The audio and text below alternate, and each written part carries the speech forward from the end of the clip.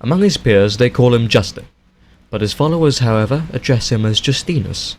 He's the leader and the namesake of the Loyalists of Justinus, a Roblox group with 11,000 members. The group is ordered by its council to all aim for one goal: to unify as many groups as possible under their influence, either through diplomacy or through war. 30 Minutes was able to catch a glimpse of a live rally held at the rally ground, where Justinus made his third ever speech. It was dubbed the Grand Rally, as a reference to the amount of attendees and the significance of the rally itself. After the rally, we caught up with Justinus and held one of his first ever television interviews. From our interview, he showed a more sympathetic side of him that he's never shown before. This player is getting into uniform to join his colleagues as the Grand Rally is about to start. This rally is one of the biggest ever held in the group's history, with 7 people showing up, 13 short of the expected amount, which was 20. What's the rally all about? Well, it's about the group's most recent threat, Russia. Justinus accused Russia of failing to submit to the Loyalists. After a tense exchange, this speech is what resulted from it, calling for all soldiers to stand to a fight that he says they craved for. Efficiency and power. My soldiers, we are here today, not in honor of the Imperious Federation, but in memory of the Russians' greed of power-hungry tyranny they bring amongst us. We allow the Russians to live, and they will not continue to preach their values of greed and degeneracy. They will foster the downfall of our mighty nation. Comrades, it is you who must realize this war is more than just proving a point to the Russians. It is a war ensuring the safety of our nation and the preservation of our culture. If we are all not aligned in what must be done, the Russians will win, in destroying everything you devoted your time to. Comrades, arise with this nation and fight for your country. Jer, comrades, let our supreme nation live on in victory. Jer, troops, Jer. Justinus says that he's attempted to send spies to infiltrate the Russian high ranks before. Have you committed espionage towards other groups? Well, I've attempted it, right? So we have spies in a couple of groups actively monitoring them, and we've been trying to get regimental leaders on our kind of side. So the entire plan, basically, I'm not going to say too much because obviously, whatever I say, the enemies are going to know. But we are basically going to have our regimental leaders and our diplomats kind of gain relations with each other. And hopefully, what our plan is that they will kind of get us the help we need with the rallying and the wars and whatnot. Because if we are well connected with the groups, then it'll be more efficient for us to manage public relations with these other groups than if we were to just go and shoot towards the leader. Because if you want good public relations, the key is to be connected with the community, not necessarily making it a one-way kind of tyrannical relation where the two leaders are connected, because it would help activity if you have a connection with your community and the leader instead of just a one-way connection with the leader. Because it is better for their members to know you as a person instead of just being really good friends with the leader. But that's my opinion. So, and we're going to use these public relations to hopefully advance our position in the international like politics and the spectrum here. So we will use that to kind of, as I said, increase our rallying, make our group's military a little bit stronger as we have more people contributing to our events and whatnot. So, with these foreign relations with these other groups, you're going to use that to leverage your popularity in your group. Is that what you're trying to say? Of course. Yeah, yeah. I've figured out over the years that typically recruiting is a very hit or miss tactic, because typical recruiting, you have to go into a game, right? And this will give the players the choice of joining or not joining you. And the problem with recruiting, it's a very monopolized industry in a sense that if you want to recruit effectively, you either have to choose group recruitment plaza or you have to recruit in other players' games. And the problem with recruiting in other players' games is that you could get in trouble in a sense that their leaders wouldn't want you recruiting if you say go to a British Army game to recruit. You could get banned for recruiting and taking members. If you go to GRP, otherwise known as Group Recruitment Plaza, um, basically the players you're recruiting, they're already going to be active in a ton of other groups, right? So it's a Hmm. slow, arduous process. It's a slow, arduous process where you're basically going to be recruiting a bunch of multi-group monkeys who are probably not going to be loyal to your group. So our tactic here is we're shooting directly to the leaders to help contribute with what we're trying to complete here, which is just building up a successful group. Because if we skip the typical recruiting process and we make connections with the communities abroad, then it would be more effective with recruiting because we don't have to spend all the time in GRP recruiting people who might potentially not be loyal. And we would just use mercenaries as our main backbone. But there has been issues relating to that. Can you tell me what those issues are? Oh, of course. So you have to be active with them, right? So the mercenary tactic where you just kind of skip the recruiting and you get the help of other world leaders to help you achieve your military goals is that it's not scalable. You can only do it on a small scale because sure, you can do it with one or two groups. But when you scale it up to 20, then it becomes impossible to do it without diplomats. And usually when you have other people helping you out with diplomatic work, then it kind of becomes a little bit complicated because it opens up doors for coups and whatnot because if these diplomats decide that they want to completely screw over your group because a coup happened and they're in on the coup, then it'll basically just completely ruin your whole group. And the idea of a group being successful is that the soldiers and the mercenaries are loyal to Loyalty to you and him the is group. very And the idea important, is that especially when his group is a then if self-proclaimed you have nationalist diplomats dictatorship. working, it kind of Justinus loses that himself connection confronted between the idea that you he and was a the dictator, mercenaries. and argued So that that would every be group in something to Roblox step was a up as well. dictatorship as well. This was pretty sure this was yesterday that you made a Yes. recruitment to the group recruitment plaza. It states that your group self-brands itself as a nationalist dictatorship. So in effect, you're calling yourself a dictator. Yes, I would call that correct. And realistically, every group is a dictatorship. It is just how the dictator frames his group. Because the way Discord works, it's unavoidable to be a tyrant, right? Because you are not allowed to have multiple owners. It never works out because they're going to have their own ambitions, and one person is going to want more power than the other. And then you're going to have people fighting with each other, and it's just unsustainable. So every group, you could call yourself a president, a monarch, a dictator. It's all really just a dictatorship, I would say. So you're And telling, this is so actually you're not, saying that basically all groups, no matter how democratic they seem to be, are dictatorships.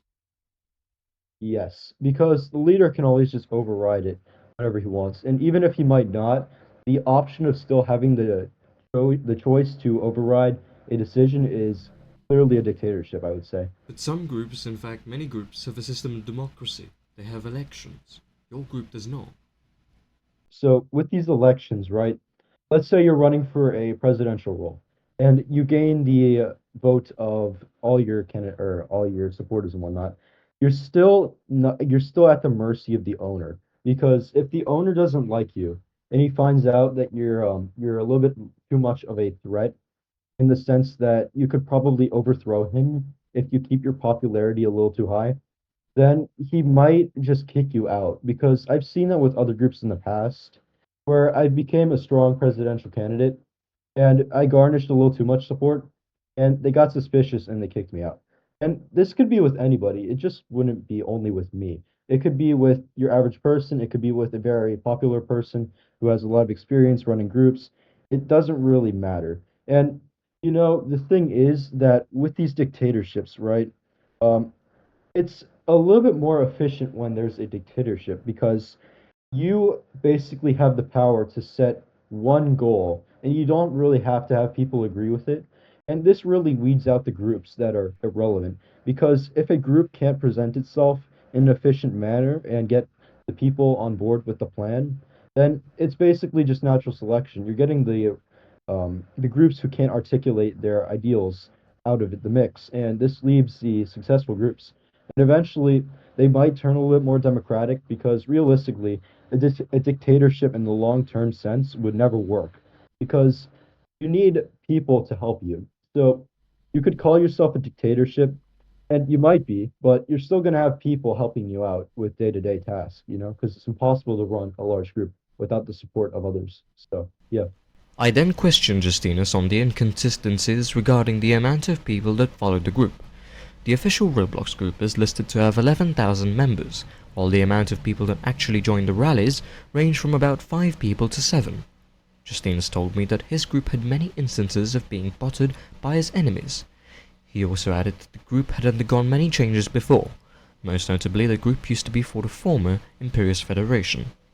I, however, failed to ask him why he continued to use the 11,000 number in advertising.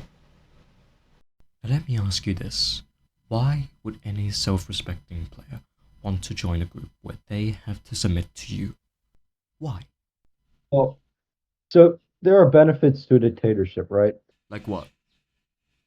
So with a so-called democracy, right, you have a bunch of conflicting ideals.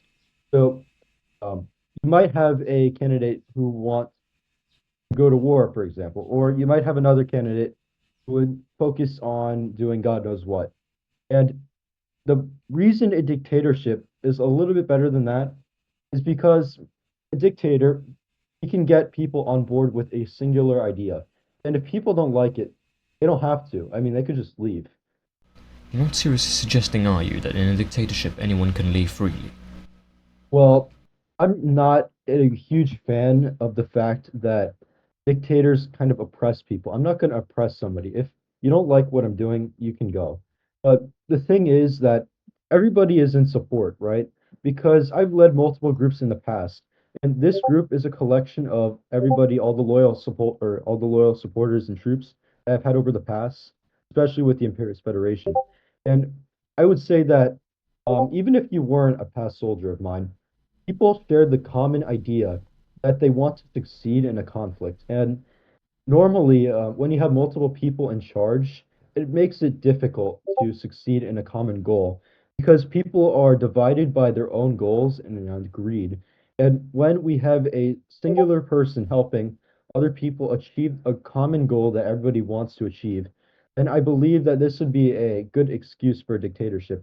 And a dictatorship doesn't necessarily have to have the stigma where you're a corrupt, greedy guy who wants to extort the nation for your own well-being. I Well, wouldn't say that's how it is. in the tendencies of history, that the majority of dictatorships, if not all of the dictatorships, have just been that.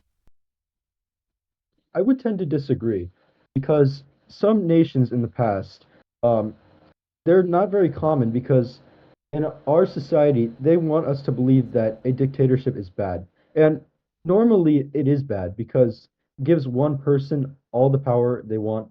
And people, when they get this power, you tend to see their true side. And I would believe that sure, this can provide a bad idea for other people because they see the true side of a leader.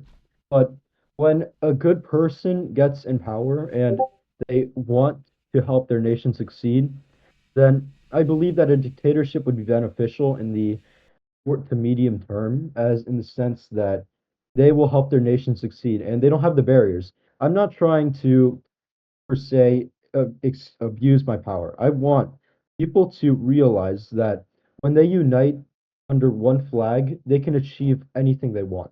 And this is with anything. So, yeah.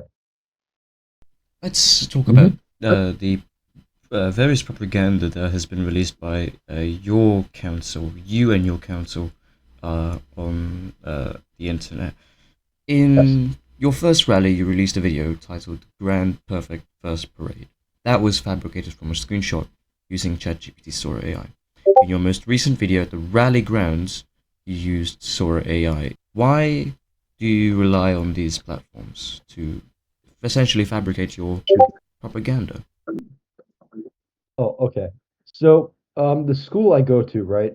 I am trying to get a degree in law, and obviously, being an attorney, it takes a long time and a lot of studying, right? So I also want the group to succeed. And unfortunately, my studies preparing for midterms and everything, it's kind of restricted my time. And I'm trying to help the group in a sense that I will do anything I can to help it succeed. And with that, I've been resorting to rather degenerate means of helping us. It's really not, it's low quality, I'm gonna be honest.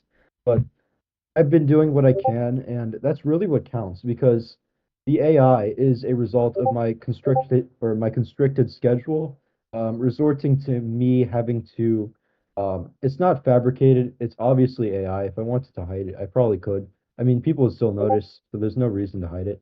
But it's a reason that I haven't been able to get on Roblox, but I just still want to see the group succeed. So I've been posting to see if I can garner a bit of attention to it to help our group grow. Though in the future, I will be doing and editing real videos and whatnot. The AI is just a temporary solution to my constricted schedule. Before this report went on air, the two AI videos that were on the Justinus YouTube channel have since been taken down.